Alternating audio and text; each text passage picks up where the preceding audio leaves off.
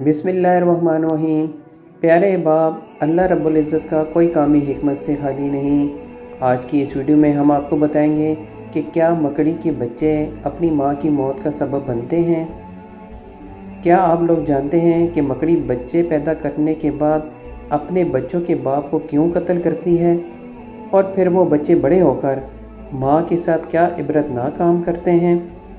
एक तहकीक के मुताबिक मादा मकड़ी बच्चे देने के बाद नर मकड़ी अपने बच्चों के बाप को कत्ल करके अपने घर के बाहर फेंक देते हैं। फिर जब इसके बच्चे बड़े हो जाते हैं तो अपनी माँ को कत्ल करके घर से बाहर फेंक देते हैं।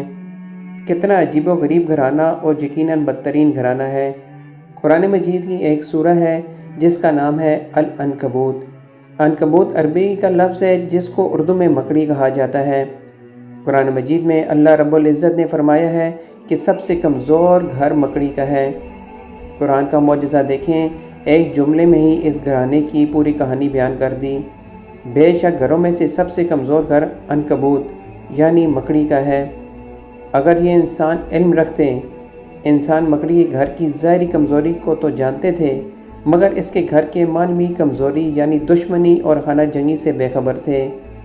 अब जदीद साइंस की वजह से इस कमज़ोरी से वाकिफ़ हो गए, इसलिए अल्लाह ने फरमाया अगर ये इल्म रखते यानी मकड़ी की घरेलू कमज़ोरियों और दुश्मनी से वाकिफ़ होते। इस सब के बावजूद अल्लाह ताला ने एक पूरी सूरत का नाम इस बुरी खसलत वाली कीड़े के नाम पर रखा। हालांकि इस सूरत के शुरू से आखिर तक गुफ्तगू फितनों के बारे में है। सूरत की इब्तिदा यूँ है, क्या लोग ये ख्याल करते हैं कि वो इस बात पर छूट जाएंगे कि उन्होंने कहा कि हम ईमान लाए हैं और इनको आजमाया नहीं जाएगा।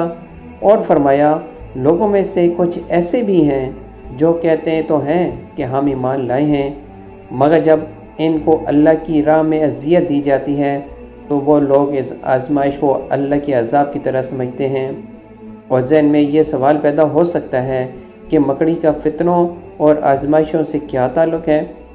दर हकीकत फितने, साजिशें और आजमाइशें भी मकड़ी की जाल की तरह पेचीदा हैं, और इंसान के लिए इनके दरमियान तमीज़ करना, इनको बेनकाब करना आसान नहीं होता, मगर अल्लाह मदद करे तो ये कुछ भी नहीं होते।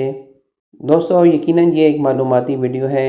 अगर वीडियो अच्छी लगे तो चैनल को सब्सक्राइब कर लें ताकि इस तरह की और भी वीडियो आपको देखने में मिलती रहें। जज़ाकल्लाह खैरा।